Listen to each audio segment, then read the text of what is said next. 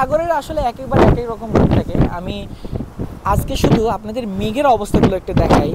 সাগরের মাঝে এই মেঘগুলোকে দেখেন কীভাবে থোকায় থোকায় দাঁড়িয়ে আছে। আর এখানে আমি যেখানে আছি, আমি জানি না আপনারা আমার কথা বুঝতে পারছেন কিনা, তার কারণ এখানে প্রচুর বাতাস। আমার অবস্থা দেখতেই পাচ্ছেন, আমি এমন একটা জায়গায় দাঁড়িয়ে আছি যেখান থেকে আপনি এই বাতাসটাকে বুঝতে পারবেন না। তো তবুও আমি যদি একটু ব্যাক সাইডে ঘুরি তাহলে আমার কথা বুঝতে আপনাদের বেশি অসুবিধা হবে, কারণ বাতাসটা ঠিক এই দিক থেকেই হিট করছে। এই জন্য আমি একটু অপোজিট সাইডে ঘুরে আপনাদের সাথে কথা বলছিলাম।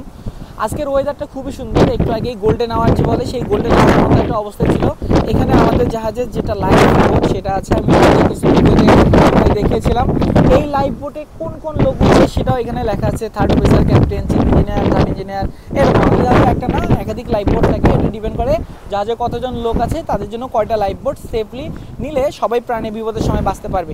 তো এখানে সমুদ্রের যে অবস্থা দেখতে পাচ্ছেন, এই জায়গাটা কীরকম, এখানে সব কিছু সবই মিলে একটা অন্য রকমের পরিবেশ।